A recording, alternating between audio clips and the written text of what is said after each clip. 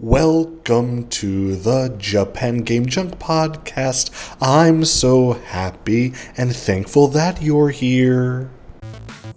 And welcome back to the Japan Game Junk podcast. This time, a bit of a rarity here in Japan.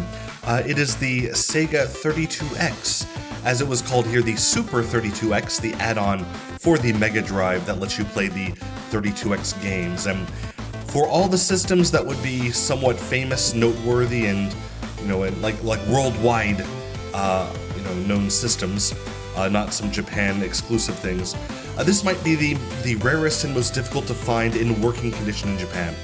The 32X was an incredible failure here, as the Mega Drive didn't have the same kind of distribution as it did in Europe or as the Genesis in North America, and so the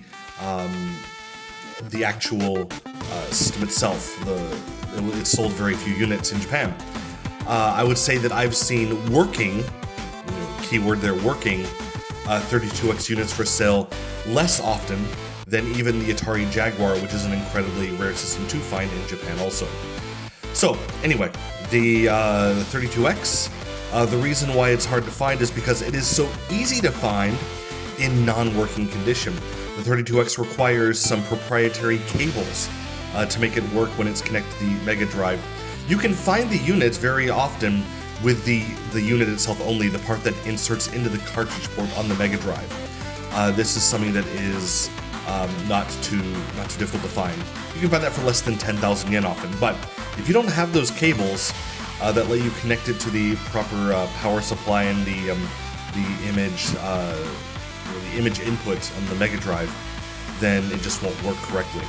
So what you need to find for a 32X is a complete unit, and I've only ever seen a complete unit when it's still in the box. People have tended to lose the little cables and things if they don't have the box as well, it seems. So I will say this is the first time, I believe, on a podcast where I'm talking about a system I have not actually purchased myself, as I have yet to find one for a reasonable price that I would be willing to pay just to have it as a collection item. But I have played it before, so I can give some input on what it's like to play. Anyway, the system itself, the cheapest I have ever seen it complete where it can actually be used would be 28,000 yen, and that was years ago. That's how I remember it, so specifically 28,000 yen.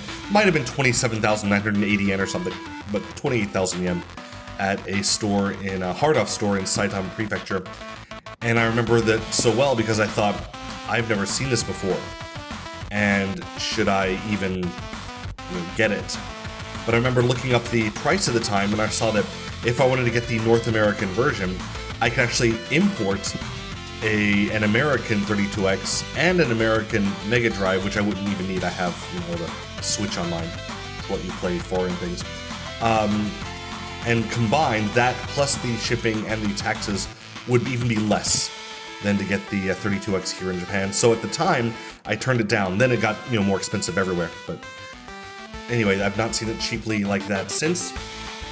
I most recently saw it at a hard-off store in Kuki City of Saitama, just yesterday as of recording, for 49,000 yen in box. Did look like it was a nice box, very, very well preserved piece of gaming there, but still 50,000 yen is quite expensive.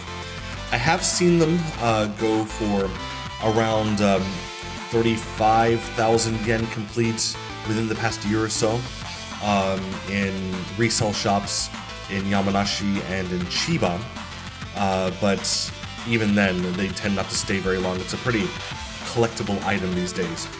So I'd say that if you ever find one that is in working condition, box or not, for 30,000 yen or less, if you really want to get one, then you'd pick it up, but only as a collectible. Having played the 32X when it was released, I remember being so underwhelmed, and it just felt like it was a standard Genesis, North American Mega Drive.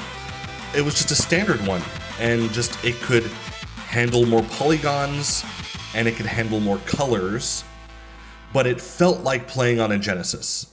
It didn't feel like it was a next-gen system. The sound actually sounded basically the same. I don't know if it has any kind of better sound chip. And as a result, I think the cartridges themselves don't really hold much more data too, so it really isn't a great new gameplay experience. Of course, 32X games look and are a bit more impressive than Genesis games. I mean, you can't get around that, but it's just not, adding a 32-bit processor to handle more colors and a bit faster data processing. It's just not, it's not the same. And the games that were available, I mean, Knuckles Chaotix, I guess, that Sonic game is kind of okay, but gameplay-wise, it's not as good as Sonic CD or Sonic 2. Yeah, it's hard to recommend someone to have this as a system for playing. But again, as a collector, if you find one cheaply and if you find it,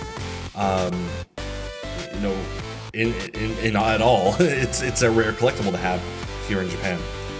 So I'd say that if you really had to have it, if you find a pristine version in box for less than 40,000 yen, then it should be a definite pickup. And if you really have to have it and you just don't care about or if you kind of want to have it and you really want to play it, then I'd say if you find it for under 30,000.